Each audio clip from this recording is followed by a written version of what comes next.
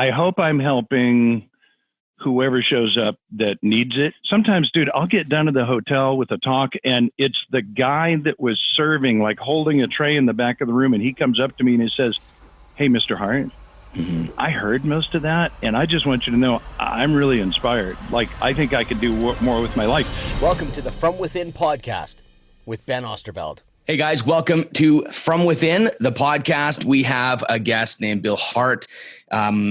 He wrote a book called White Collar Warriors, Lessons from Sales Professionals from American Military Elite. But here's the thing. He's not on the show because of his book. But there's the shout out to the book, and we definitely go back to that. He's on the show because when I met him, do you guys know when you meet someone and you just know this is a good human being? You just know that there's this values there. You know that he would take the shirt off your back and give it to you. I literally had that feeling when I met you, Bill. It was just an instant. I'm like, this guy is a good guy. I didn't even know you.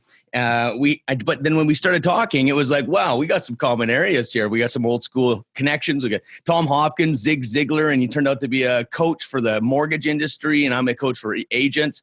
But we couldn't talk much about it because we met in jail, Bill. Do you remember? Yeah. Do I remember? Yeah. There's not a lot of guys I can say that I met in prison, but whenever I do, it sounds so awesome. Like, I know. I just wanted to say it too. Yeah. No, it's good, man. It's good. And the funny thing is, right, with your background, the way you presented that day, you were wearing a, white custom shirt. You got two of your young guys with you from flipping Canada who are coming into California. Yeah. Level 4 maximum security prison. So yeah, dude, that's where we met. And I had the same feeling about you. So Ben, it is a pleasure to be here today. Yeah. And I mean that, and everyone knows me. I shoot straight and not a flatterer at all. I don't say things just to get people to like me and or to use it as any kind of way to butter people up. That's the honest truth. And I'm excited to actually have a hangout with you and chat and get to know you. I'm curious to see how our energy collides in a way, because I feel like we got some stuff going on. Right on. Let's go. So let's talk about your book real quick. Right out of the gate here. I've read some stuff. I know you had sent me a copy, never received it at one point. Remember, you're like, "Did you get the book?" I'm like, "Nope, never got it." So someone has your book. So maybe that's one of those nice mysterious moments where someone finds a book, and I don't know, maybe someone if it says "Dear Ben" on the cover page, that one's mine. Send it my way. Ben's. Yeah, dude, we'll get you another book. I apologize. Yeah, no, give me a couple, and I'll send them out to people that I know, because I know that I think I can definitely send that book out. Give me a few if you want. What I loved is the way Amazon described it is some of the key talking points in a sales book or a training book. Like, I love the fact how to overcome fear, how to build a team, shared vision, purpose, how to leverage your fails and personal growth. Now you're talking. How to find your way and keep it alive. Find your why and keep it alive. You're talking my language. Like, that's a real sales book to me. That's a real training book. Enough of that. Me and you probably have so many techniques, and they're really good. But if it's not about this stuff, like, this is the fundamentals. Would you like? Totally. And I just want to say I was excited to see that. So why don't you tell me about your book? Why you wrote it? Who's it for? Sure. Go for it. So I'm assuming that the parallel, as is always the case, between America and Canada is very, very close. Same, yeah. Here we are, I think, less than 1% of our population serves in uniform at any given time.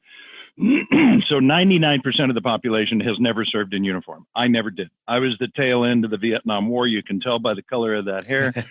And, back then, like, nobody wanted to go, right? We were coming to visit you guys because it's like, everybody's coming home in body bags. So, So none of that was appealing to me. I didn't want to be a part of it at 18. Yeah. But later, Ben, I started to really become a patriot when I began to realize the sacrifices and some of my family history. And my dad served in the Navy. My brother-in-law was a Navy helicopter pilot. And then I read, so now I'm a coach, right? I started coaching 17 years ago. I think we figured 12,000 hours in this chair, in the coaching chair, just, face to face with mostly mortgage lenders, but not always. A lot of realtors, a lot of top realtors that I've coached over the years. So I know that world really well. And that's where I started out. Actually, it was real estate franchising. I was in aviation. That's great. Go figure. Moved into I know, moved into real estate franchising with Century Yeah. 21 because I just thought that was such a beautiful color jacket in the 80s that Old school branding worked back in the day. It's like, I like the Dude. colors. That's it awesome. was so old school. Like if you ever had an Love it. infant, you knew what that color was because it was in a diaper at some point, right? It was what color is that, sir? It's baby poop. What? Never mind. Did you just say baby poop? No. yeah, pretty much, right? I got 5 kids, man. I know exactly. You what get you're it. talking You about. totally get it. So the jacket brought you there, okay? Yeah, well, I mean, that's what got me into the industry. And then 17 years ago, I started coaching, and I think it was 10 years ago, I read the book Lone Survivor. Okay. And most people know that book because of the movie with Mark Wahlberg, right? Great where movie. It's 4 Navy SEALs dropped into Afghanistan. They're going after a high value target. They stumble upon some sheep herders and they have a decision to make. Like there's a moral dilemma. Yeah. Do we kill these guys, these innocent guys, knowing that they're going to go tell the Taliban and uncover us? Or do we let them go, which we believe is the right thing to do and take our chances, which is what they did. And That's of course, the title gives it all away. There was one survivor, Marcus Luttrell. So anyway, I read that book. And Ben, it hits me that, oh my goodness, I am coaching people that are making $100,000 a month in some cases, and sometimes more, that are struggling to get up at 7 a.m. And what I learned about these warriors is it's a completely different thing, right? So my podcast is called All In with Coach Bill Hart, because what you'll see when you finally get a book from me is that I sign all my books, be all in, right? So every book is signed that way. If you're going to be in, be all in. And you are clearly an example of that. But the military example, Ben, hit me right between the eyes. And I thought, man, what if a guy could interview Navy SEALs, Army Rangers, and I got a Top Gun instructor, and look for the parallels between their world and the best of the best in sales and sales leadership. And Ben, they're there. I mean, they're totally there, right? So amazing. Yeah. So it was training. Here are the topics: training, discipline, fear, planning, failure, motivation, and team. Every one of those categories are the questions that I ask these guys, these unbelievable badasses. And by the way, should you decide to do this with the Canadian Special Operations, know that those guys, like the ones that I was reaching out to, when you first reach out and say, hey, I'd like to interview you for a book, they're kind of like, excuse me? Yeah, why? Yeah. Yeah, what's that? So you got to kind of get one guy, and then you mention that name, John, and then you're legit. No, he knows you. And so anyway, that's kind of life, by the way. It is life. With the amount of good sales and marketing guys wrecking everything, trust is at a premium. 100%. At a premium. 100%. And so anyway, man, that's where the book came from. It just, it's been a cool niche for the reason that you pointed out. You know, when you and I first started looking at how to learn to do sales, it was the Tommy Hopkins and the Zig Ziglars and, you know, all the classic sales trainers. And 70s, 80s, yeah. Right? There's a lot of stuff in there that, you know, goes all the way back to Napoleon Hill, right? But but at the end of the day, much of it is sort of like scripts and dialogue. Like they say this, you say that. And it's what I was looking for, I was looking for more like how it can be. They can be great tools, but you know, I suppose that's like saying, I mean, you asked if any topics were off the table. Let me go ahead and open with a controversial one. It's awesome. Like saying that a handgun in and of itself is dangerous. Yeah. It's not. Love it. Right? It's not. It's any more than a hammer or a knife is. But in the hands of the person that's protecting you, right? A police officer, you know, a warrior that has been trained in the Army or Navy, it's a whole different thing. In the hands of a lunatic, it's, you know. Do you know what, Bill? That's a fantastic example. Like when I train too, same thing. I'm like, guys, I'm going to show you a technique. If you're a schmuck, you're going to be really bad with this technique. If you're a dirty dirt bag, you're going to be able to manipulate people and they won't see you coming. But if you're a good human being, this would be an amazing way to serve them, to help them get over the objection to closing. Like, I love that example. It's great. So anyway, that's the shortest version of the story of the book that I can give to you. But the cool thing is once you write a book, it changes your pedigree in the marketplace, the way that you're perceived, because now you're an author. You don't even have to be a best-selling author. You just have to have a book. And a mutual friend of ours, Steve Sims, that's We're how not we allowed met. to mention his name on this show. Sorry. Everyone seems to want to mention Steve Sims. Sorry. I don't know what the heck's up with that. But there's I'm so one thing sorry. I asked you not to do. No. Yeah. So you know that he's a solid dude. Solid. You know dude. that bald guy from Britain that loves motorcycles? You know that guy? Yeah, that guy. Yeah. So that's his brand. So he's the reason that we're together, right? Exactly. That he brought us both to jail. And exactly. I do love that story. I just wanted to say it again. That's a pretty good story, man. It's a pretty good story. Because usually back in my past, I was a little bit in jail. So this is a little funner. It was fun. I get it. Yeah. anyways. So he writes a book. He writes a book, Blue Fishing, which I highly recommend. If you have not yet read Blue Fishing, make sure that you read it, because he's edgy, he's irreverent, he's practical. He's like, come on, let's just go get some shit done. He's that guy. I would never say that unless I were quoting Steve Sims, right? That's right.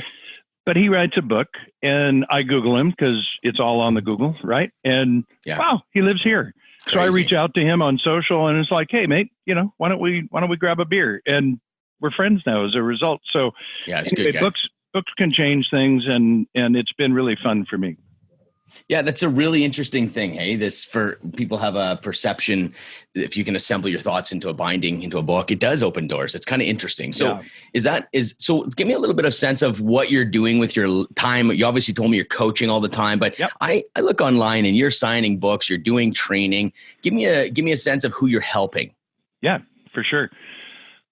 So here's what I was going to say before I self-filter. I was just going to say, I hope I'm helping whoever shows up that needs it. I mean, that's like literally my prayer, and not to over spiritualize this, because I'm not that guy, but I do certainly believe in God and that he guides my actions. So here's what I figured out, Ben. When you talk about, signing books and speaking in front of audiences and so forth, here's the guy Bill Hart used to be. I used to be the guy that said internally, I want to dazzle this audience. I want them to be impressed. I want them to like me. Yeah. And if I'm really honest, like 20 years ago, it was like, and I really want that girl to like me. Interesting. In the fifth row. Love your honesty. I totally understand that. Yeah. And so now it is like, my prayer is, Lord, more of you, less of me. Yeah. Like, let me bring something that's going to help somebody out there. So the reason I say that is sometimes, dude, I'll get down to the hotel with a talk, and it's the guy that was serving, like holding a tray in the back of the room. And he comes up to me and he says, hey, Mr. Hart, I heard most of that, and I just want you to know I'm really inspired. Like, I think I could do more with my life.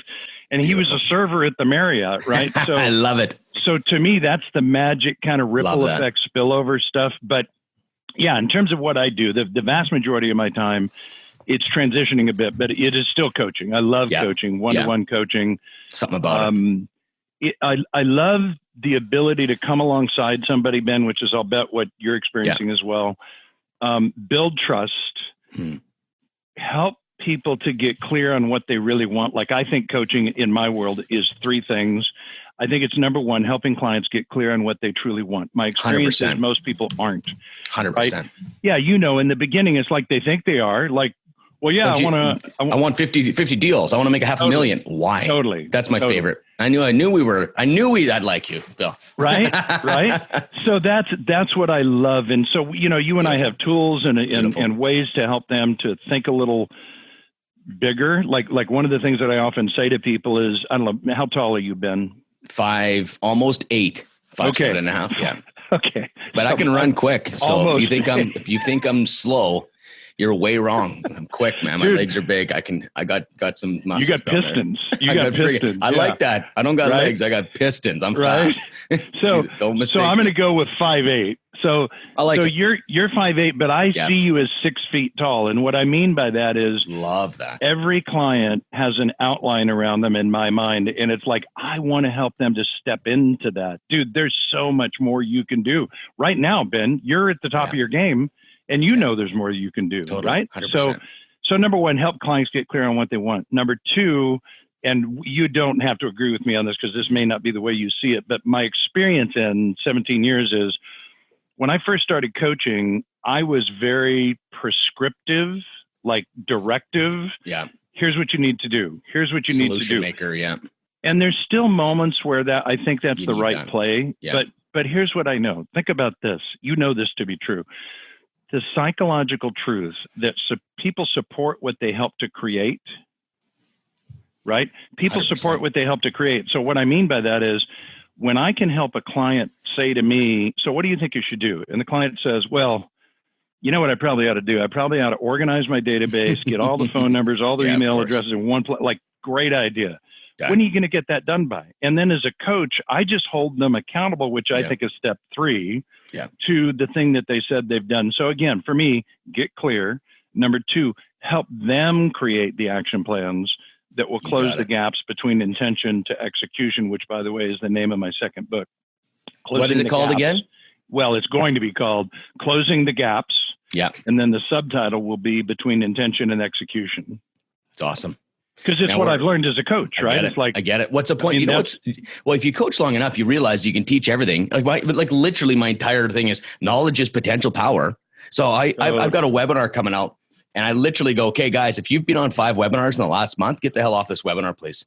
Like I literally in the webinar, I'm like, why are you don't need me. You've got Google. Why are you here? Why are you learning more? Why don't you take one thing and execute one a month? That's in 2 years, 24 things you've executed. You've dominated your competition. Like it's just so simple, but it's like we get so obsessed with learning. You know why though? I think that's a deep self-value issue. I don't know it. I don't know enough. I'm not good enough. So how do you go all in if you're not willing to bet on yourself? You know, so there's the human side of it that I also, and I think you get it. If you've been coaching for 17 years, the whole game is let's get you out of the way so you can be successful. Totally.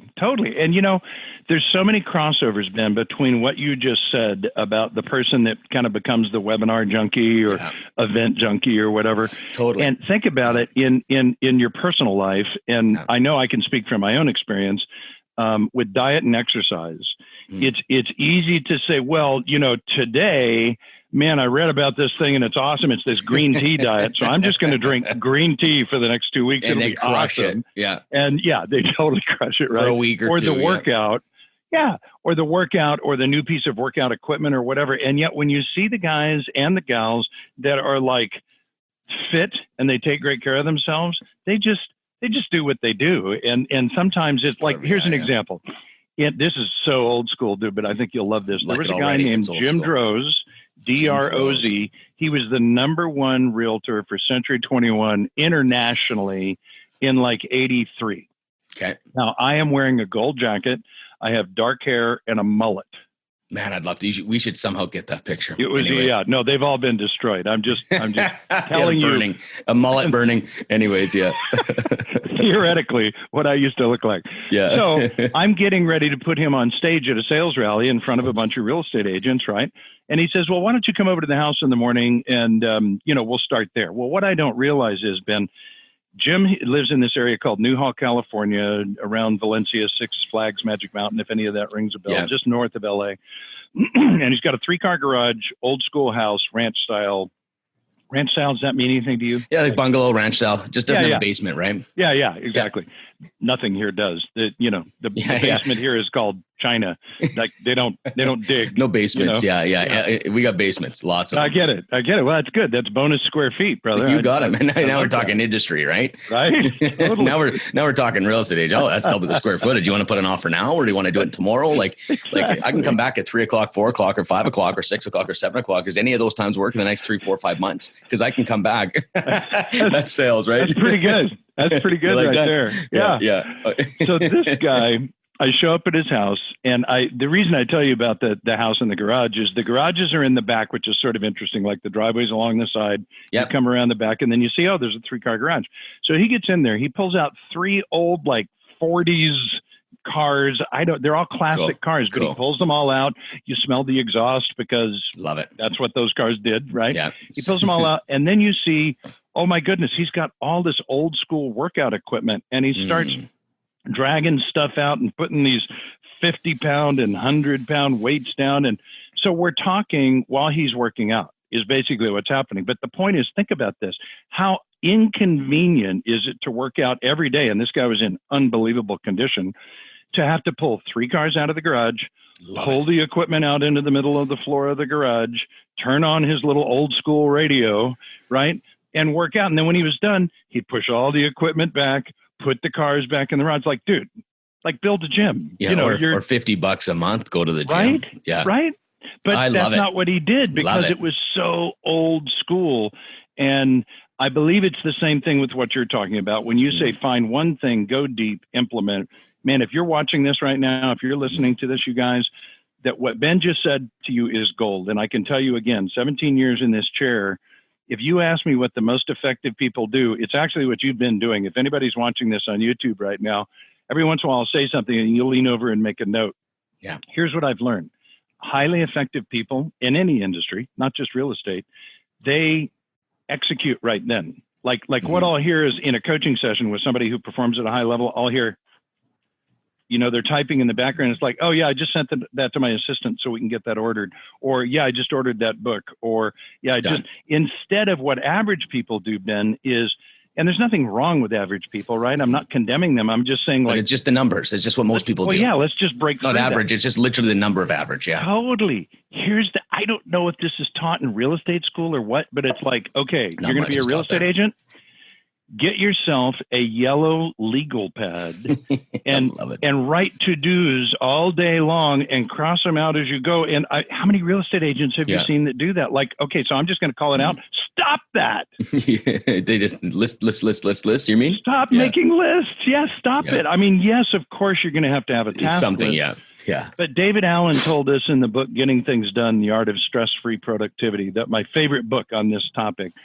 He said, if it takes 2 minutes or less, just do it. Just do it. That's what I'm saying, right? Like, just knock it out. You can't do it to the point where you're not making your calls or sending your handwritten notes. But sometimes those things they don't belong on a list. Like, stop it. That's like saying, I'm going to another event. Like, it's just the other day, I walk into a meeting. It was one of my team members. He's talking to another guy. And I go, hey, what are you guys up to? Oh, we're just looking at kind of branding to millennials. We're coming up with this system. And what we're going to do is we're going to becoming the millennial brand. I said, okay, cool. And I said, is that the very best use of your time right now? And it's not fun being a coach some days and being a leader. Cause I'm like, they're like just jacked about this idea. And they're like, oh man. And it's going like, they spent some time thinking about it. And I'm like, so if you had to pick one thing right now, what's the most important thing you can do right now to move your life and business forward? And they're like, I said, is it to design a whole new marketing plan? That's probably going to take about 18 months to really get known to everybody. Yeah. Because you're trying to create an entirely new brand. Or I go, have you done follow-up calls? Like, is there a lot of people that you haven't talked to in the last 2 years on your list? Yeah, we probably should do that. And anyways, they shut the whole thing down, crushed it, and went back to work. So I think that's what you're saying, right? It's that. Oh, it's totally what you're saying. And crazy. I'm going to tell you a story about that I think will help people. And this goes back to my Century 21 days. So like, no kidding. I was selling airplanes at the Van Nuys Airport. Oh, cool, man. To people who didn't need them for the tax benefits because they leased them back to us. Just super rich or what? Yeah. They were actors. They were attorneys. They were physicians. And life was great. I mean, I flew every day. I was single. Cool. Life was good. We'd fly out to Catalina for a buffalo burger. Like, no kidding. Life was good. So a guy shows up and says, hey, I'd like to buy a King Air, which is a $2 million airplane at the time, about a $30,000 commission. To me at 27 is like. At what year? Seriously? And this is 83. So we're talking maybe $100,000 commission now at least. Oh, right? yeah. Jeez. Oh, yeah. Yeah, it was a big deal. So he has my complete attention, right? Well, as it turns out, what he was really doing is recruiting me because he saw something in my personality. Yeah. And so we go through, I do pro formas for him. I've got paint chips, fabric swatches. Nice. Right. I'm laying it all out. Like, we can make the airplane really nice. And that's awesome. And he's watching you. He's watching you, not listening to you. Totally. Yeah. Totally. And he said, you know what I think? And I said, no, John, what do you think? And he said, I think you ought to come to work for me. And I'm like, okay. So you're going to buy the plane? Yeah. And he said, well, maybe not yet, but here's the thing. Like, your first day at work will be on a jet flying to Hawaii because we have a big event over there. So what do you think? I think you'd be a great director of recruiting. And I'm like, so let's see. I don't own real estate. I can't really spell real estate. And you think I should be your first ever director of recruiting? And he said, yeah, you don't need to know what to do. You just need to show up as you. I'll teach you. Right. And so, and so that's where my career started. Cool. But yeah, so I come to work. I don't know. We do the Hawaii thing, and in the Century 21 system, they're called centurions, right? And so they get these trophies. And, yeah, that's right. They look like Oscars or whatever. Yeah, totally. Here's the funny truth about this. In '83, I'm watching these people going by that are like, okay, he looks like a goofball, and wow, she doesn't. And it was $150,000 a year, I think, in gross closed commissions is what. So GCI is what we would call that in our world. Which means, that was gross. So yeah, exactly. It's half of it. They weren't earning a lot of money. And I was sort of underwhelmed by these top producers. But anyway, my job now is to recruit and sell franchises. So I don't know, I'm 3 weeks in, let's say, and I'm at work. And I think I talk about this in the book. And I recorded a video on it. If you ever want to see this video, just Google Bill Hart Busy Kit, BUSYKIT. Busy Kit is the name of it. So I'm sitting in my office, and I got my nice shirt, and I got my gold jacket, and I got my nice shoes, and I got a Hartman leather briefcase. I don't know if you remember these old square ones. Hart, exactly. Yeah. Leather briefcase, baby, with my initials embossed. Oh yeah, back in the day, I remember my dad coming home with those, and it's like you're walking around with a gold brick. You're like, that's right, baby. Totally. That's my freaking briefcase. Totally. Now when kids play with them, I'm like, this is awesome. I put my toys in it. Right? Go to Value Village, and my daughter buys them for $1. Nice. You go to a secondhand store. But yeah, no, I get it. I think as a kid, I'm like, man, that's beautiful. Oh yeah. Yeah, and you'd flip those releases and click, be like, click, click. Oh, you got it. And then, good, man. You spin the numbers. Yeah, totally. That's it, brother. So I got that open on my desk, and I got all this paperwork out, and the owner comes by and says, hey, Bill, it was the conversation you just had with your millennial guy. Yeah. And he said, hey, Bill, what are you doing? And essentially what I said is, well, what I'm doing is I'm getting ready to get started, to get organized, to get my things together so that I can, and he says, okay, come with me. And he takes all that paperwork, shoves it inside that Hartman briefcase, closes the briefcase with no sense of like the paper being inside. It's all sticking out, right? Yeah. So he's holding it like this, and he says, follow me. He walks out in front, opens the front doors, throws it out onto the sidewalk, and he says, nice. That's where the business is, out there, not in here. Love that. Go sell something. And I was like, okay, point made. Love it. Right? I love that. Love it. Great story. Oh, and sorry, the point of the story is, he said later to me, he said, yeah, you had a busy kit. And I said, what do you mean? He said, you were just being busy, but you weren't doing anything. So no busy kits, guys. No busy kits. Totally. Like, and then you know what? One of the most the fundamentals that I'd like to and this is really about you. So I don't want to make it all about me, but I think we have some similarities. It's like I always say, there's 3 things, and you'll get this. There's only 3 things. If you don't have sales, asking, follow up, and I created something called action promises, because you need to promise something, to follow it up, to create the trust, to get to what's the first thing you do, and what's the only thing you worry about in your first meeting, to get to the second meeting. Like we got that, right? But the thing is, what about getting to the 3rd, 4th, 5th, 6th touch? So a lot of times we ask for business, and then we don't follow up. So there has to be that follow up. And then if you're creating action promises, like anything, like just anything. I remember one guy I was coaching, he was competing against like the top agent in the neighborhood and the top agent in the city, and he's a newbie. I said, he goes, how am I going to win this? I said, you need to blow their freaking minds and create a conversation behind your back. When you leave, they got to go, oh, wow, how the hell? Well, there's no chance of these other guys are busy or whatever. So I go find something outside of real estate to help them with. Totally. And calls me, hey, Ben, I got the listing. I'm like, yeah, of course you did. What'd you do? Well, first, we always put a thank you card after you price the home. You stick it in the door so it dramatically falls out. And next day, they're like, what the hell is this? And that usually can get you the listing. He found an old carpet. We're talking like a 12 by 12 carpet. He came back with his truck, threw the carpet in his truck. He says, hey, I was going to the dump anyways, which was a lie. Yeah. I'm going to the dump anyways. Let me grab that carpet. Who the hell's going to say no to the guy who takes the carpet? So that's the action promise. Nice. And then you can skip the steps of like next meeting.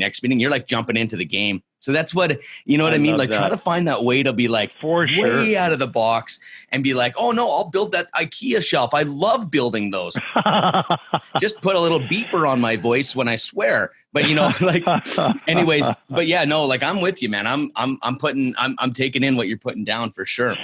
So I love that. the idea of I love the idea of action promises and of sort of standing out in the crowd. So let's talk to the real estate agents. I realize you've got a broad audience, but for just a second, let's talk this can cross over to anyone, really. Like, right. How do you really develop a relationship? Well, what I say is extreme thoughtfulness. Yeah. Because if we're me and you getting to know each other, I kind of want to get to know Bill for real. Not totally. Like, no one hires Bill because you're a coach, but you're not on my show because you're a coach. Sure. Or that you wrote a book. It's this Bill. It's Bill. And I think we forget about that. We do forget about that. And so if you're in business today, whatever business, you have an advantage we didn't have 10 years ago, and it's called social media. Totally. If you use it right. So let me give you an example of this. I have a group of people. I want to make sure I'm accurately describing this. The guy that put it together, I don't know if you can see, but that's a P-51 right there, right? It's a beautiful picture. It's my dream. And there's another one. There's another one there, right? With a 66 Mustang fastback. I've kind of got, I got a thing for Mustangs. So anyway, if you follow me at all on social, it won't be hard to figure out that, wow, Bill really loves aviation and World War II military aviation. And the pinnacle of that for me is the P-51. So Ben, a guy I don't know, and the whole story behind this, the reason I tell you the story, you guys, is if you're trying to get in and create a relationship, whether it's with a seller or a vendor or a client or somebody in any industry, you just podcast guest. Right, exactly. The magic that you have available to you now is what Ben touched on. And I'm just saying that in social, it makes life so much easier. So easy. So a guy that I didn't know at the time, Lenny Cullip, other than I knew him through social media. You have friends like that, right? That you've never physically 100%. met. He puts together this wild idea that he calls the bucket list. And I mean, we all know bucket list, but he puts together a private Facebook page, and he gets that my number one bucket list item is to ride in a P-51. Crazy. Pretty big deal. Yeah. So he puts together this page, and he goes on my Facebook page and starts looking at my friends that he knows. And he says, hey, I'm trying to put this surprise together for Bill. It'd be pretty cool. It's going to be about $2,500 bucks. You know, if we get a bunch of people to throw in, it'd be an awesome day, and I'll video it and show it to you. Dude, he puts this together, completely shocks me. My wife and I drive out to the Camarillo airport here. My grandkids are there. And it's a completely bogus reason for being there, right? Yeah. And it was all done as a surprise, where at some point when it finally unfolds and it's like, you see that P-51 out there? We're going. You're going to be in it at 1 o'clock. And I'm like, you have to be kidding me. So, beautiful. So the amazing thing about this is if it weren't for the fact that I talk about the things that I love, right, and the things that I'm passionate about on social, Lenny would never been able to do that. So if there's somebody that you want to go after, to your point, if I find out that Ben is really into, like, I don't know, ladies' shoes as an example. Whatever. Okay, I don't know if they feel good, I guess. I've never tried it, but they better be good, dude. Totally yanking your chain. So whatever it is, right? If it's fishing or horses or whatever, I'm like, okay, cool. You know what? I just saw, and I did, because I lived in Southern California. I live in Southern California. You know, we've just had these fires, right? Totally. So there's a video yesterday somebody posted of these 3 horses. Dude, it's spectacular. Smoke is everywhere, and you see this beautiful black horse running. He's going this direction. He's broken away from his handlers. He goes backwards 180 degrees, finds his wife and child. The horse wife and child. Yes, and the child looks just like him. Like it's a beautiful little black horse version, and they go running off. I get goosebumps as I describe it. It's like, seriously, like these horses, they just are acting like we would, right? Just exactly with our family. So I would send you that YouTube video and say, hey, Ben, I know that you love horses. Thought you'd really dig this. It's got nothing to do with real estate or mortgage or business. It's like, I am shooting an arrow at your heart, and if I can connect with your heart, it's thoughtfulness. I can get your head to follow. And do you know why that works? Is because in society today, we have a massive disconnect with human beings. And so here's the thing, and everyone's leveraging the shit out of everyone else to get what they want. Have you seen JV partnerships?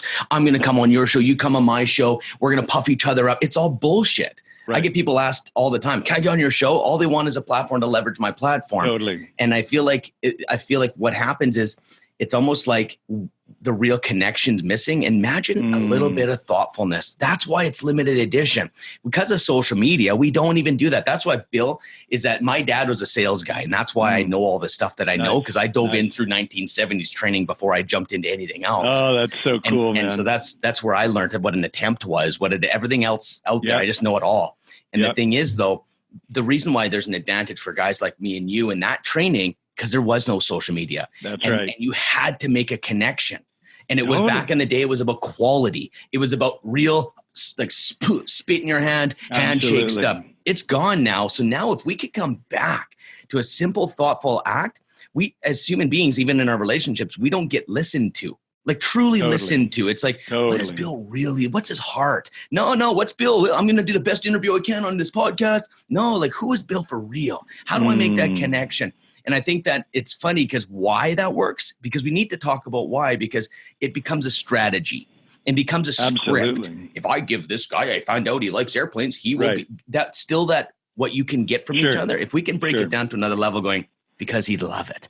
Yep. And if I don't get nothing, how freaking cool is that? Absolutely. That's when you play the long game, and you might not win right away, but you will guaranteed win the game at the end if you just live your life that way. Yeah, man. I love that you're calling that out, because the other thing, there's a book over here somewhere, and I can't think of the title, but somebody recommended it to me, and it was talking about what you just referenced with a younger generation, Gen X's and millennials, who by the very nature of being in this position all the time, right? This is how they've learned to interact. And it doesn't make these people lazy or evil or stupid. It's just missing something. They are missing something. And so where we're seeing it in this book is, I mean, I'll bet you've seen it. When you hire people, young people, this thing that we're doing is uncomfortable for them, because they really haven't exercised that muscle of the human interaction of having conversation. So I will say to you guys, the more that you can do this, right, like Ben is doing and Ben and I are doing right now, and having meaningful conversations about what matters to them. Like you used old school within the first 2 minutes of our interview, right? Yeah. So let me pull this out of my backpack. Here's something. It's called Ford. Do you remember this? Oh, so the acronym Ford? Yeah. Go again. I don't know it off by heart. I know. Okay. I wouldn't expect you to, because it's been a long time, right? But here we go, you guys. Ford, right? So here's what it stands for.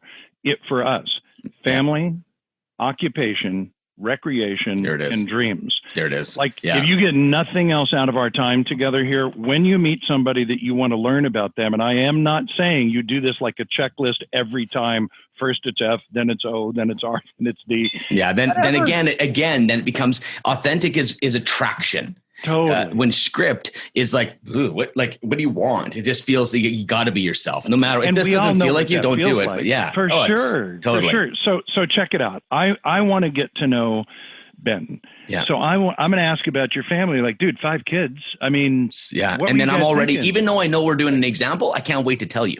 See, like it's like, oh yeah, you should see, man. I went on a date with my daughter to Vancouver. Man, it was so cool. Oh yeah, you like all of a sudden I know we're just playing around, but I'm like, I kind of want to tell you. That's because that's my whole life. But you would realize that's my life.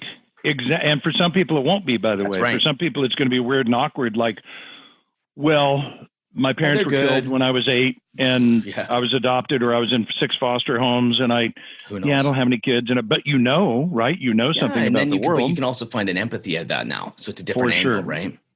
The O is occupation. So I know you're in real estate. How'd you fall into real estate? Because my experience is 30 years in this business. Like nobody just like has a vision that someday I'm going to be a realtor. It's like, no. Totally. You took a right angle somewhere. So tell me about that. And then, by the way, I just got to say it, like, shut up. Yeah. And listen. I love that. Now, that was an eternity, right? That seemed like an eternity. Yeah. But the truth of the matter is, Ben, you know this.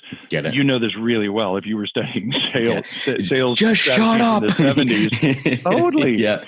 Shut your mouth. You're going to get it, right? You're going to get it. And so anyway, that's occupation. R is recreation. What I love about that is to ask somebody, like I play a lot of golf down here in Southern California. And if I meet somebody new, I'll say, so when you're not playing golf, what fills your days?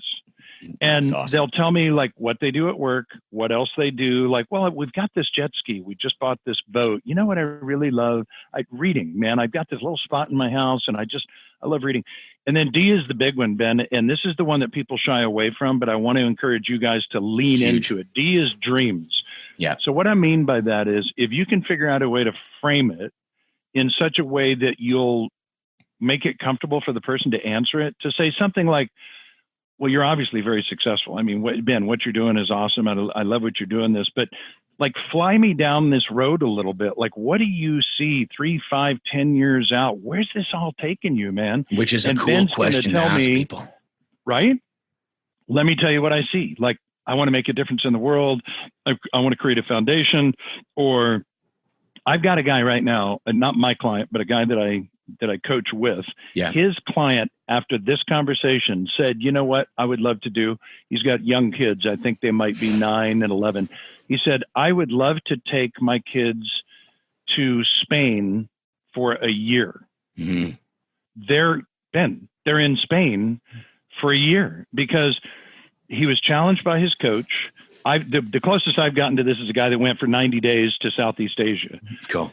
But here's what happens. At first blush, you think, well, that's crazy. I can't even take a weekend off. My phone's ringing constantly in real estate, right? Yep. People with real jobs need me when they're not working. How can I possibly go away? Totally. Well, what it forces you to do is say, well, hang on. If I was going to do that, what would that require? Yeah, I need team members. I need build a business to support it. Yeah. Setting expectations differently with buyers and sellers, vendors, right? You guys call them same thing, whatever. Okay. I'm across the board. There's lots of people from the States too. So cool. It's crossovers. Cool. But you know what I'm saying, right? 100%. It's like it forces you to say, well, if I were going to do that, what's possible? We're going to be doing an event on this. But then you can actually design. See, so my Agent from Within is my coaching business, and it's build a life paid for by real estate. Oh, I love that. I've seen you say that, and I absolutely love that. All in on that because I'm not coaching someone to be number one. That's bullshit. Because why? Oh, please. Exactly how we started. So what you're saying is your game. That's their game. Like I don't care. I don't care what like for $500,000. What if your life costs you $120? But you don't even know what you want. So if you want to go away, guess what? We need to hire an assistant. Oh, I guess that becomes the most important thing. You're like, you don't have a map. Yeah, hey, let's go to LA. Great. Jump in the car. Which way do we go? Well, we're going to need to Google a map. It's very basics. So is it design a life paid for by real estate? Build a life paid for by real estate. Brilliant. So I hope, I'm assuming most everybody on this call already knows that, but man, if you haven't really thought about what Ben just said, that to me is the essence, Ben, of what I've learned in 17 years of coaching is if you've got an industry, if you've got a company that says, hey, we'll put you on stage if you hit this level of volume, you're playing the wrong game. You're playing their game. And so what I want you to think about is what's possible for you. If you're 6 feet, picture 6'5" outline around you. Quit playing small. What's possible? You're in an industry right now. Here's what I tell people all the time. Depending on who the client is, right? So I've got a successful guy right now on the East Coast. He's in Raleigh, North Carolina. And I was saying to him the other day, and he's probably 35. So you've got friends that graduated college with you, and right now one's a pharmaceutical rep and one's an attorney, but you're filling out loan applications on these guys, and the real deal. Like maybe they're making 150, 200 grand. I know you're on track to make $600,000 this year. Yeah. So you're not limited in the way that they're limited. And by the way, it could be 1.2 next year, but it's irrelevant until we figure out what do you want to do, right? And so I hope that people that are tuned in right now are challenged by this, Ben, and start thinking, wow, I really could think bigger. Like what if there was a whole nother business that I was going to build? What if there was another? So I've given you 2 examples, the guy in Spain for a year, the guy in Southeast Asia for 90 days, right? But then I've got a guy right now that says, you know what? I want to build an entirely different business. He's a surfer.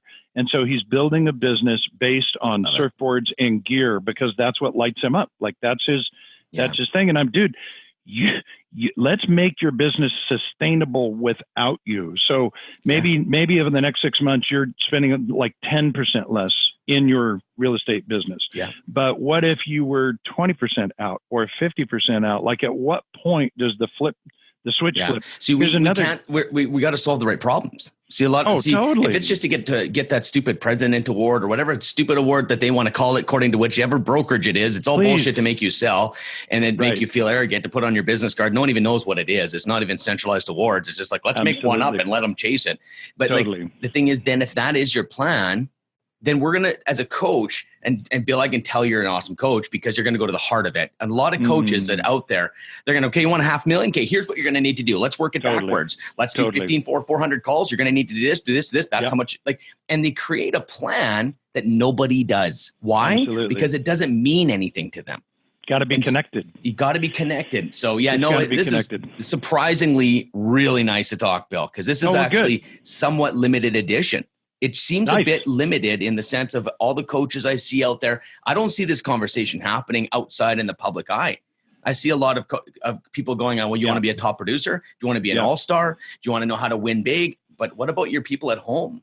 Like, is that not important to you that you're away from home every single night? Like, let's talk about how happy you are. And you know what I find, Bill, and maybe you can answer this question. Do you find that people just need, and this sort of coaching comes in, just need to give them permission to go after what they want? Totally. I told this to somebody yesterday on another podcast. I said, I find that often I'm the only person that has given them permission to dream big. I mean, really, Ben, if you think back to school, parents, church, whatever group you were in, unless it was really an exceptional person, rarely are you in a position where somebody says, you know what's possible? You know what you could do? Let me give you an example of this. And I know I'm full of stories, but I'm full of stories. You could be full of something else, so that's not bad. I think they can coexist, unfortunately. So I don't. Yeah, all perspective. Right now, I'm just giving you the stories. Yeah. Okay. Good. So I'm 18 years old. I've just graduated high school. I'm living at home. I'm in my bedroom, and it's 10:30 in the morning, and I'm still in bed. Right. I've graduated high school. I have no sense of purpose. Yeah. My mom walks in, who was a feisty Texan. She would say things like "hell's bells," and anyway, she came in and she, to her credit, this was not a condemnation. It was more of an encouragement, but I'll never forget this because it changed the trajectory of my life. Her words changed the trajectory of my life.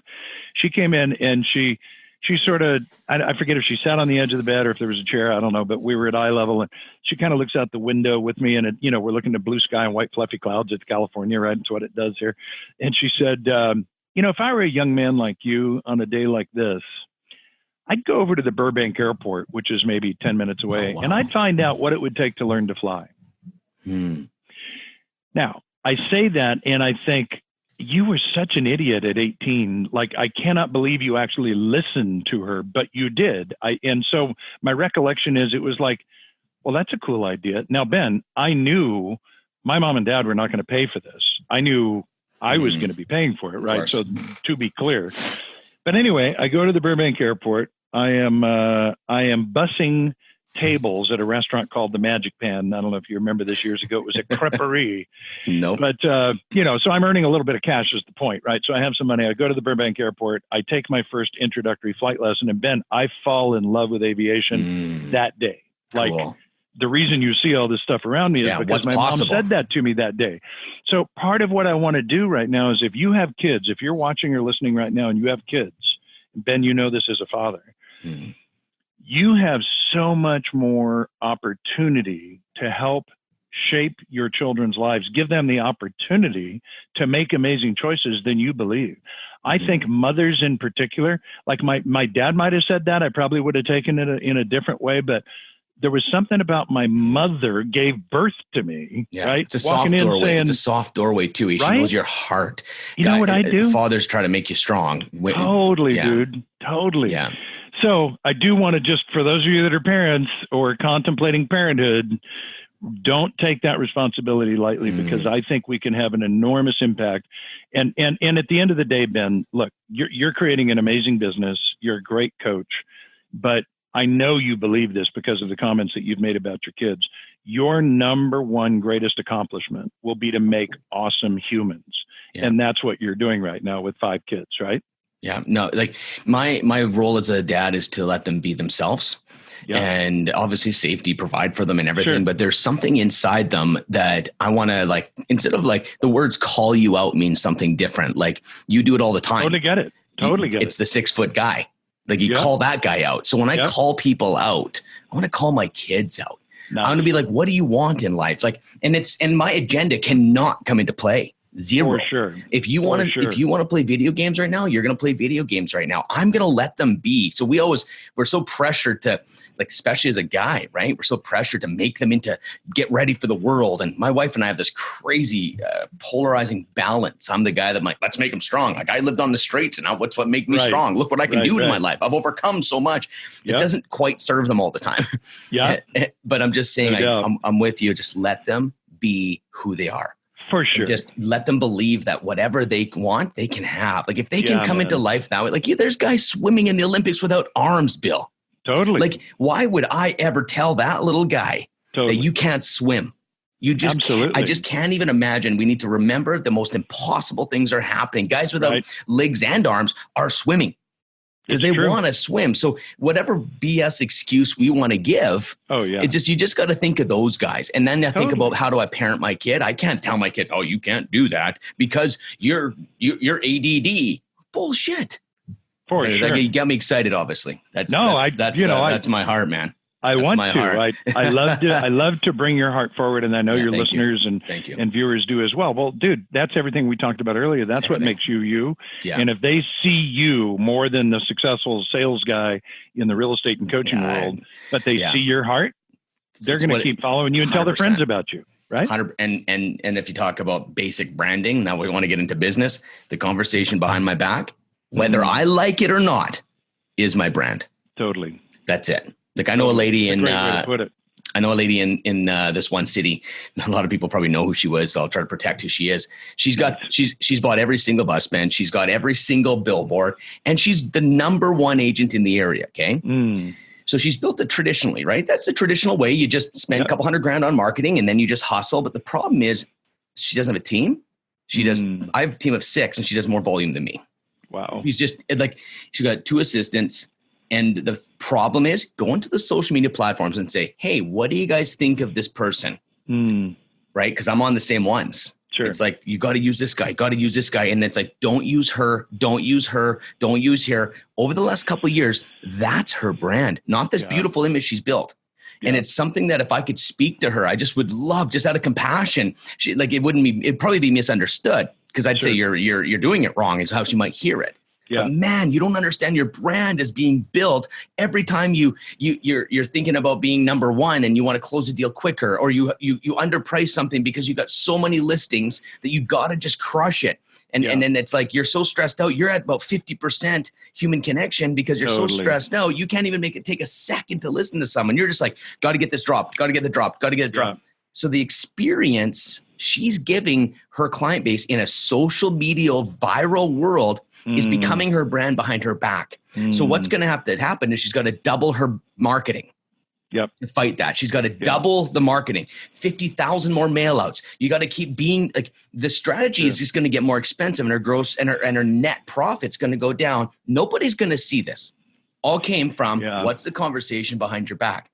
Yep. Yeah, man, I've never thought about it that way. That's a great way. I mean, I know the truth, but I've never heard it described like that. You're right on the money, because that really is your brand, right? It's the way that you're known, your reputation, your character. So contrast that, because I've got somebody that comes to mind down here too that, has been that person for years. Yep. But I also know the story behind the curtain, and it's not pretty. And that's, kids with drug addictions, and that can happen anywhere, of course, but no real relationships, and my heart goes on breaks. My brakes, it's me. Come on. I get it. Right. Get it. So, but on the other hand, you and I both know people. So I'm thinking of a woman right now. This is very cool, Ben, because I hadn't thought about it in this context until you just brought that up. But I coach a woman that, I don't know, it was probably 6 years ago. So she's a mortgage lender. Okay. And so her business comes from you guys, right? But the vast majority of her business from real estate agents, is referred by real estate agents. And so we were looking at her, as you probably do with your clients, we were looking at her schedule. I said, I want to start seeing your daily schedule. Like, what does it look like? And so she's going through it and we're reviewing it. And she said, and so I call this realtor and I call that realtor. And you know, mortgage lenders somewhere have figured out, oh, so let's see, the real estate agent is busy on the weekend. So if I call them on Monday and say, hey, what do you got? Like, what happened? Right? Then maybe something will happen. And I said, okay, so let's talk about that, because I believe that's a faulty strategy. I think if you have a relationship, low result strategy, it works. It's going to happen anyway. But come on, I mean, really? That's like the guy that comes by my house and hangs a thing on the doorknob, sets off my ring, by the way, because he's walked up to the door. Yeah. And it's like, you know, house painting. Like, seriously, dude, how low percent? Just low odds. Low odds. You got to hit 10,000 of them, and then they say, see, it works. Totally. But that's what she was doing. And I said, okay, so hypothetically, what if you created an event once a month that the realtors that you wanted to do business with came to? Yeah. So she did. She created an event, and in the beginning it wasn't pretty and it was rocky, and she had 5 of them there, and you know what, but dude, she's doing this now 5 years later. Amazing. That's the trick right there. The name for it. Exactly. She came up with the name for it. There's a logo around it, and she calls it Agent Ignite. She first called it Realtor Ignite, and check this out. In the States, the National Association of Realtors has registered that. What's coming. I had to redo about 4 videos because the word realtor is so great, because real estate agent, it's hard to market. And then I'm agent. I get it. I got the same complaint. You understand. They stopped me. One of her competitors turns her in. Oh, of course. No one knows. Because that's how that's going to happen. Oh, well, he's using a registered trademark name called Realtors. He can't do that. Whatever. Tear down the building so you can be better. So whatever. She changes it to Agent Ignite. She does it every single month. She now has 80 realtors in a room every single month. But here's the magic of what she's done. She's completely, because we worked on this in coaching, she has now built a life that the mortgage industry the mortgage business is paying for. So check this out. She now owns 30 rentals, Ben. She didn't own any 6 years ago. She owns 30 rentals. They're on 15-year notes, not 30. Beautiful. So she's watching the equity build, right? And she has a plan in 10 years where her passive income will actually exceed her commission income. But in the meantime, she's giving talks helping young people to understand this can change your life. Like if you start thinking now about investing in real estate purposefully, it can change the trajectory of your life and give you more options and choices. And so she's got this sense of mission, right? That is so much bigger than what you were talking about with the agent, with the bus benches. Her goal was not to make money. Right? It was never about making money. No, it was like about you want to provide, but then choices. once you've provided, now what? Totally. Like I get the desperation of needing money. Like we've all run through that. But the thing is, after that, then what? For sure. That's awesome. So Bill, I got a few questions I'm going to shoot at you. And so I always come up with a few questions it's a great way to get to know each other quickly. So, so what would be a non-negotiable for you in business? Don't you love good questions? I love a good question. Yeah. Not saying that's the best one, but I'm just saying in our life. Honesty, integrity. And I say that because I've been on the other side of that, right? I've been on the other side of that, and it was painful. There was a guy that I used to work for years ago that I am not going to name, but you would immediately know. And he was arguably the largest real estate trainer in the country. Gotcha. It was the most horrible year of my life. I ran his company as vice president and general manager. Wow. And it's because I began to see behind the curtain what that all looked like and what he valued, and it wasn't pretty. Yep. And so that was sort of it's like in golf. I don't know if you play golf at all. I don't even know if you're allowed to. You got like 3 days where it's nice enough.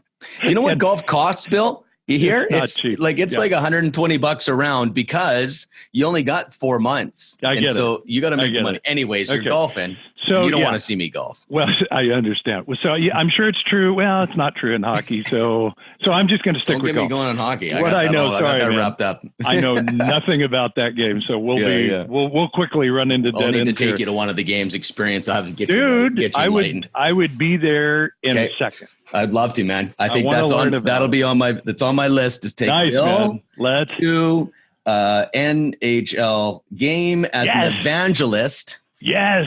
To the game. Yes, man. I have a mission. That's one of my favorite things. I love that. It's on my list to do. I don't know when it's happening, but that's on my list. I love it. We're going to a hockey game. I love it a lot. Okay, now that's called ADD, but you might get a hockey game out of it. But I'm coming back. I'm bringing it back, right? Bring it back. I'm all about the hockey game. Yeah. So in golf, you've seen it on TV, though.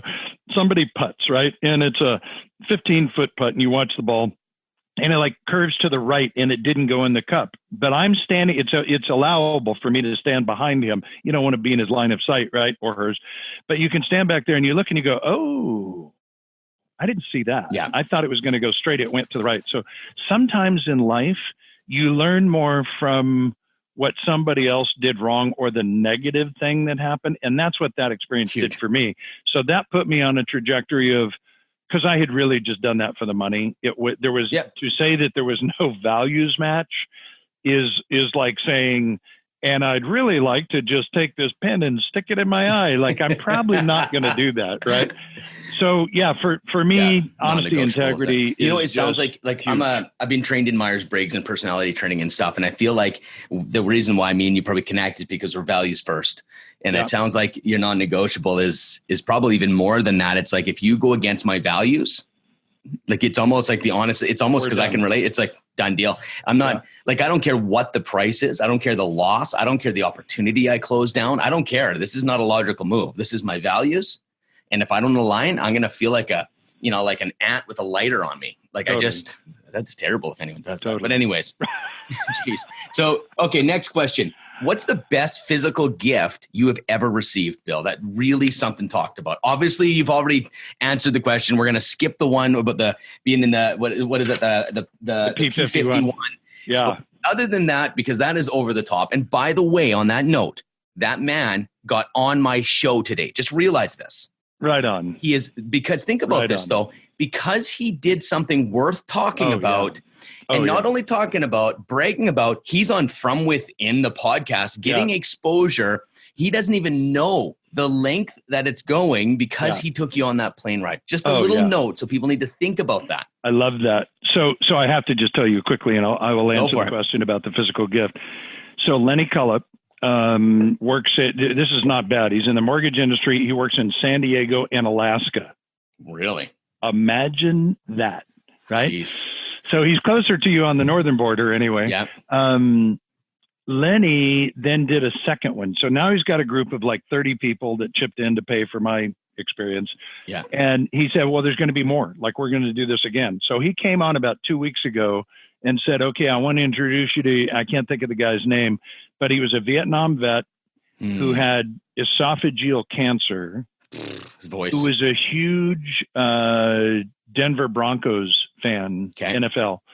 And he had one of those little helmets, like, this big. Yeah, little plastic helmet or whatever, Yeah. And he said, okay, guys, so his bucket list is to go to a Broncos game, and we're going to surprise him. We're going to show up at his house, tell him he's won a contest for dinner. We're going to take him to dinner. But then at dinner, we're going to tell him we're going to get on a plane. Crazy. We're going to go to a Broncos game. And in the meantime, John Elway, the owner of the team, former quarterback, signs it, records a video to him. Nice. They show up. He's up on the big screen like it's just one surprise after another that plays out for this guy. There. And so that's who this guy is. You will love Lenny Cullip. This guy is Cullip. This guy is heart-driven, Ben, and he's got no skin in the game. There's no. He's not making any money. That's why it works, though. Please, everyone listening, that's why it works. Not because he's like, I'm building a brand, and of course it's a conversation behind your back. Yeah, of course he's on the show. That means nothing to. It has to be nothing. Like, I get the long game, but just to have that moment that you can give an authentic experience that you can be like, do you know what that makes? Makes life fun. And it makes business fun. That's what we roll out a red carpet, Bill. Every time we literally roll out a red carpet. There's champagne. When you get the keys to your house, it is an event, but we try not to market it too much because we want to make it about the person. So your story that you do that is a brilliant, but we have to remember authenticity is the number one currency you have. It is the actual attraction energy that you have is be That's you. Right. You can't beat me at my own game with my strategies because you have to be, if you try to be me, you lose. No, 100%. If Bill beats Bill, I can't beat him. Yeah, so you guys really need to hear that. There's something that I've seen in real estate for years, and that is it's human nature to want to emulate success. And so you look at somebody who's successful and say, I want to be just like him. I want to be just like her. But the truth of the matter is, Ben, what you just said is and it sounds so trite. It sounds like I know it sounds fluffy. But like, I get be it. the best you can be. Yeah. Here's what you don't know about me, because I haven't talked about it, and I really will answer your question in a second. No worries, about man. the physical gift. Part of my love for the military has manifested in me being an ambassador for a military charity called Boot Campaign. And so what I do is every time I go out on stage, I might wear a nice, expensive sport coat or suit, but I will always wear military boots. Love it. I've seen it. So when you see it, it's like, but once you understand the story, it's like, oh, I get it. He's calling attention because we're helping these guys that are coming home with their bells rung with traumatic brain injuries and post-traumatic stress. And so my concern about how I look is insignificant compared to the fact that I might be able to do some good for somebody. 100%. It, right? 100. You got to make it about them. So for sure. I want to show you, this is the money shot, and I know I can share a screen, but I'm just going to do this. From the day that I went up in the P-51, this is what Lenny Beautiful. orchestrated. That is an amazing smile. On takeoff. I've never had a smile like that. Like maybe the day I got married. But other than that, it's like, that's what it was about. And so this guy whose name, I want to say Vern, but it's not Vern. Whatever this guy's name was, the Vietnam vet that had this experience. Yeah. I'm telling you, dude, it was just smile after smile after smile. And this guy is battling cancer right now. Like, there's every chance he's not going to make it. But you know what's really interesting is energy can heal. Energy can heal. Like if you put yourself in a position of unbelievable energy, I really believe that can facilitate healing. If you're a negative person, that's just going to facilitate sickness. And I don't know this. I think there's a lot of science behind it, but we're on the same page. I think what a gift to give him. That might even prolong his life. Like exactly. His body's full of endorphins. What I love about these moments is me and you. We don't even know. We're just excited about these experiences for these guys. Like I knew who you were when I met you, man. Like it is so cool. So let's go on to another question. I'm going to answer it. Oh, you got the gift. Okay. Here's my favorite. I noticed physical gift. It's his ring. It's his ring of all time. It's my wedding ring because that's the day that my life changed in terms of being a man. Is when I married my wife. That to me, that day, I didn't know it at the time. I know this more looking back, to be honest with you. Yeah. I realized that more looking back, that when I married Tony, that, you often hear in weddings, right, where there's a strand of three, right? So there's the husband, the wife, and there's God, and they're all woven together. Sure. Yeah. I just thought, that all sounds good. But now I get, that's legit. That woman brings more to my life than I probably realized in our first 10 years of marriage. And when I finally got, and I'll bet you went through this too, because of the way you grew up. Yeah. But when I figured out I really don't know it all, and she has a completely different view of life and people and things that happen. And when I listen to that, Ben, I'm a better man, and I have more value. It's like I have a superpower because she sees things I don't. So the best physical gift I've ever received is that wedding ring, because she brought so much to my world. And I thank you for sharing that. It's close to my heart as well. I love that. I love it. And it takes a long time to figure it out. But where the superpower is, in my opinion, Bill, is that you actually opened up to see the blind spot. So there's how many people have their wife as a superpower. The superpower is that you actually let her in to show you that there's actually something in you that you're not seeing. So I believe that's you. You know what I mean? Like you had to make that decision. It was the humility that allowed it to happen. But you let it in. Yeah. Well, but it was humility, Ben, because before that, I was so full of myself. I thought I had it all figured out. And, she's amazing. I love her. But I didn't realize until I realized, you need to subjugate your ego a little bit here and begin to listen to what this woman sees, because she brings value to you, so that it's this energy of 1 + 1 = 3. 1 + 1 doesn't equal 2 in this case. It equals 3. So it's a true gift. Anyway, it's beautiful. Physical gift. That's really cool. So now here's another question. If you had one day on your own, no phone, no one to bug you, you have one day on your own, what would you do with your time, Bill? Such a good question, dude. Such a good question. I think I'm really going to go to the beach with a book. Beach with a book. Yeah, and it's because I would never do that. But if I did, it was like, okay, this is Bill's day. What are you going to do? I'd be there with a chair, a towel, a hat, because I've had skin cancer. Oh wow! I'd have my shades, and man, I'd be reading a book. And so you don't do that? Down to the waves. I don't do that. So I'm not coaching you, but I could. It might not be a bad idea to maybe do that. You know what I would do? I'd be like, so Bill, when are you doing that? It doesn't sound like you cannot tell me that you can't even get 4 hours. Yeah. You don't need all day on the beach. We're talking 1 hour. Let's break it down to 1 hour. And then you got to go, why am I not doing that? Yep.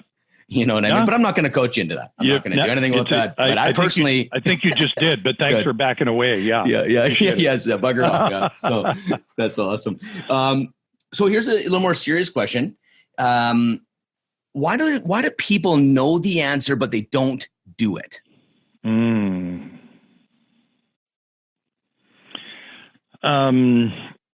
I think I'm going to give you two answers. I think it's conviction and discipline.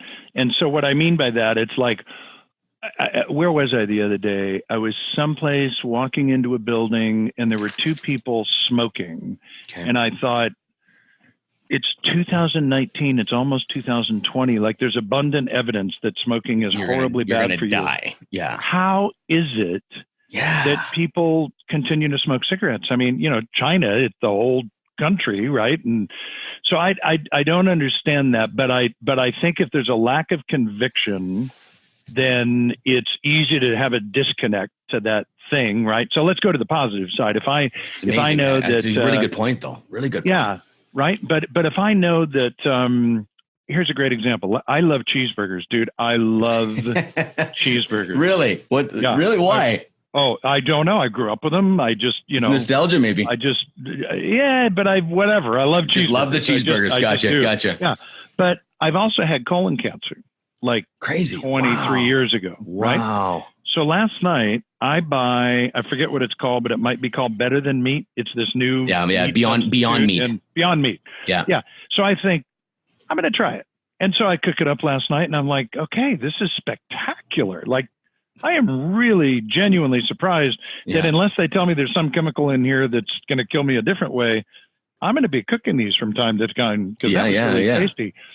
But that's what I mean, right? It's like, if I've had colon cancer and I know there's a reasonable chance that eating a lot of red meat could contribute to that, I am foolish if I don't figure out a way to try and scale that back. And so I do. And so I'll get chicken instead of beef and so on and so forth. But I'm saying I love a good cheeseburger, right? Which would probably be like the guy saying, well, I love a good cigarette. It's like, okay, cool. But go, like smoke 5 a year, but stop smoking 2 packs a day. I mean, come on, find something else to do. Anyway, I think number one, it's conviction. And I am convinced that number two is discipline. And here's what I mean by that. Jim, I know you were influenced by Jim Rohn because your dad was influenced by Jim Rohn. And my favorite quote of Jim's is one that I often have clients memorize on discipline. And you've heard it. It's, we must all suffer from one of two pains, the pain of discipline or the pain of regret. The difference is discipline weighs ounces while regret weighs tons. Love it. Right? So think about that. Think about that in everything in our life. If I go to the restaurant with you and we're at this beautiful steakhouse and I'm trying to order fish or something because I want to minimize my red meat intake. Yeah. And we've had the baked potato and a couple of beers and we're full. And then the dessert cart comes by and she says, well, we have tiramisu, we have ice cream, and we have like better than sex chocolate cake. And I'm thinking, that sounds really good. in that moment, Ben, I'm going to suffer a pain either way. Either I say, you know what, I'm really full. I'm good. Thanks. I'm sure that's amazing. That hurts. That's the pain of discipline. Or I say, whatever, if you're going to be in, be all in. Come on, bring me the dessert. That'll be great. And I eat it. And about halfway through, I'm like, feel sick. Yeah. I so wish I hadn't done this. Yeah. So either way, it's going to hurt. So discipline hurts. Like I want people to hear me on that. Yeah. It hurts. Great You line. have to go to the gym early in the morning, 5:30, and it's cold, and like you're wearing a beanie, and who wants to do that? Yeah. But what's the alternative? Sitting on the couch, eating ice cream on my belly, watching Wheel of Fortune. Like, come on. Totally. Right. And I see it as a magnetic force. If you want to attract the most incredible life you've ever had, there's something about like the working out, the food. It's the why behind why. It's not just for muscles. It's not just for heartburn. There is a magnetic force that can be changed when you have an amazing energy. And I can't explain it.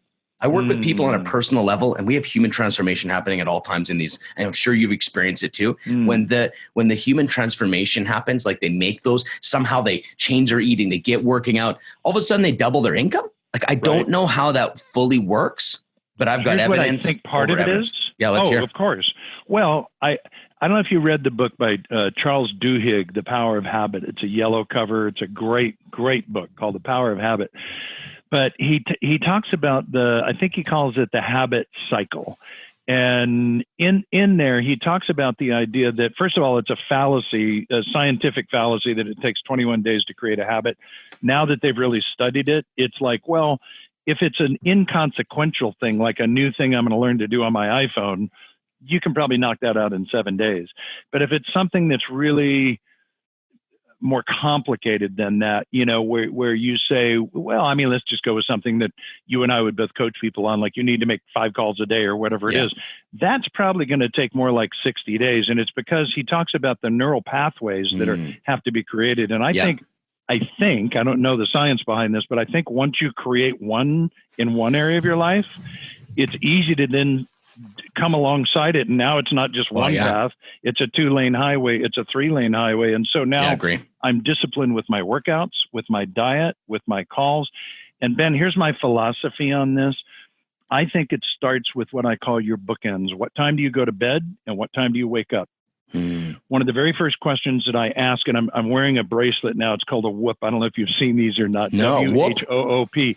Yeah, so there's nothing, I don't know if you can see, there's no electronics on there that you can see. It just transmits to my iPhone, but it tells me every night how much sleep I got and what's optimal for me. And it helps me sort of judge it, as well as my workouts and heart rate and so on and so forth. It's a phenomenal tool. Love it. But one of the things that I ask clients all the time when I'm first onboarding them is, tell me about your bookends. Like what time do you go to bed and why? Yeah. And what time do you wake up and why? Now, you know this as a coach. Yeah. What a lot of high performance people do is they get home, open a bottle of scotch, wine, beer, wind down, sit down, feet up. Well, there's a reason they call it wind down. There's no D on the end. It's just WINE, right? I'm going to wind down. Yeah.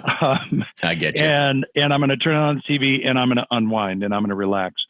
There's a place for that. But if you take it too far and you're going to bed at 11:30 because you wanted to watch whatever you watch. Totally. A, if it's the news, there's nothing good that's happening there. So stop that. B, you got the blue light thing going. We know that's not good for you. Keeps you awake, yeah. So now you say, well, I want to wake up at 5 a.m., but when the alarm goes off, it's like, I really didn't sleep that well. I had 3 drinks last night and I watched the news and I'm depressed. And I think I'm going to roll back over to 7. Stop all that. Yeah. Decide how many hours for you is optimal. For me, 8 hours is optimal. It just is. I'm in bed at 9. I get up at 5. Every morning, I've done it for the last 20 years. That's what I do. And so if I'm on vacation in Kauai, you're awake. Bing, at 5 a.m. Yeah, I get it. But dude, but you know what you get to do though? Like that's I go for a walk, right? There's no one up. It's my favorite time. You totally. It almost feels like I'm playing an unfair game. It's like cheating. It's cheating. I do. I wake up and I'm like, I'm in the office. There's not a soul around. And I'm like, man, they're missing out. Like I got 2-3 hours in before they're even up. Oh, how do you get so much done? How do you spend time with your family? Well, I get up early. anyways, Totally. we totally get it. And it is a common ground amongst, because if you want to get something done, like, look, it's amazing. I don't know if there's science behind Totally. that. My brain is clear. Like that's there, why there is science behind it. Now, not everybody's a morning person, and they'll fight you Totally on get this. it. And it's it's tough to do, and I understand. So if your day starts at 9, I get it. But here's the thing that I think is irrefutable at this point. I think if you use the first 3 hours of your day, Ben, for the needle movers in your life, whatever that is, what's the most important thing you could be doing right now? Then you're avoiding reactivity, right? Which is everybody's going to tell you they're busy. Every coaching client you've ever had has said, "Oh, dude, I'm busy." They're not saying to you, "Ben, I don't know what to do, so I just sit around. I don't know what to do." Like, nobody's saying that. Yeah. Everybody's busy. Yeah, busy. Use the what? first 3 hours of the day. Yeah. The things that are going to move the needle for you. Psychologically, you start with a win. Totally. Like, you just won a game, and now everyone just wakes up and you've literally scored a goal. You wake up. Yeah, I'm with you, man. So we're going to, I think I could go all day with you, Bill, but I think we better wrap it up, or people are going to be like, this is a long podcast. Yeah, right. But just an unbelievable amount of good nuggets. And I love our jam together here. It feels Likewise, good. brother. So I always turn the show around because I believe in being vulnerable and open, and I want to learn as well. So, so what I always do is ask my guest to ask me a question, anything you want, no holds bars, and I'll share an answer and share whatever. So, All right, man. So what little I know about your life is that you were homeless, you stole some credit cards in Vegas, you probably had some crossing with the law in there.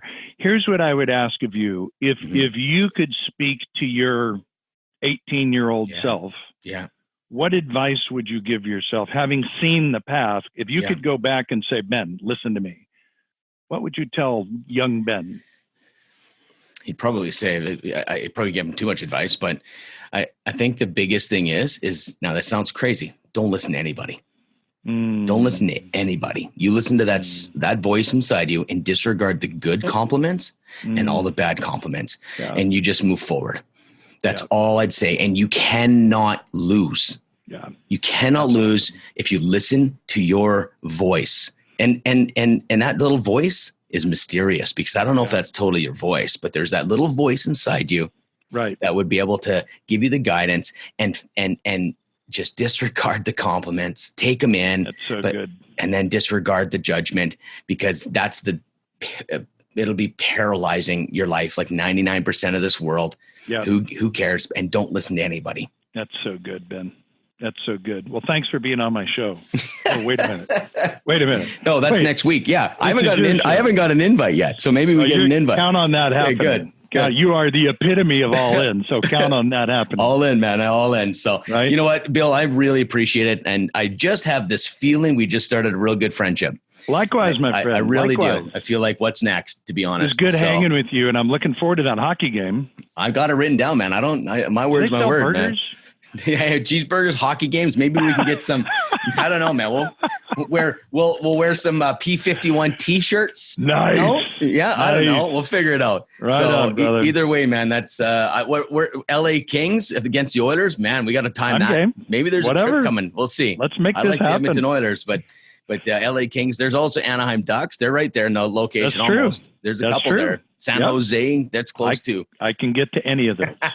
Okay, awesome, Bill. Thanks so much, man. All right, Ben. We'll end it right now. Thanks for the time to hang with you, man. I appreciate it. Yeah. Cheers.